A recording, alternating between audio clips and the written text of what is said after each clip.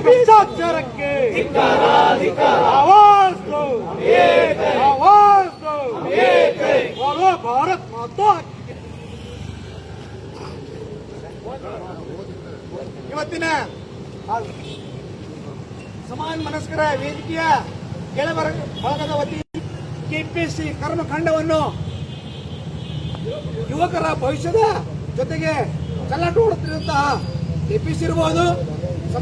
ಸಚಿವರು ಇರಬಹುದು ಮತ್ತು ಇದರಲ್ಲಿ ಇದ್ದಂತಹ ಯಾವುದೇ ಹುಳಗಳನ್ನು ಇವತ್ತು ಅವರೇ ಮಾಡಿದಂತಹ ಕರ್ಮಕ್ಕೆ ಇವತ್ತು ಪಶ್ಚಾತ್ತಾಪ ಕೊಡುವಂತಹ ಕರ್ನಾಟಕ ಲೋಕಸೇವಾ ಆಯೋಗಪ್ಪ ಏನಪ್ಪಾ ಅಂತಂದ್ರೆ ಅದು ಬಡ ಜನರ ಹಳ್ಳಿಗರ ವಿದ್ಯಾರ್ಥಿಗಳಿಗೆ ಒಂದು ಆಶಾ ಕಿಡುವಂತಹ ಒಂದು ಈ ಲೋಕಸೇವಾ ಆಯೋಗ ಗ್ರಾಮೀಣ ಮತ್ತು ನಗರದ ವಿದ್ಯಾರ್ಥಿಗಳು ಹಗಲಿರುಳು ಕಷ್ಟಪಟ್ಟು ಓದುವ ಮೂಲಕ ಯುವ ಜನರ ಭವಿಷ್ಯದ ಭರವಸೆ ಇತ್ತು. ಇದು ಭರವಸೆಯನ್ನು ಕಾರ್ಯ ಏನಪ್ಪಾ ಅಂತಂದ್ರೆ ಬಡವರ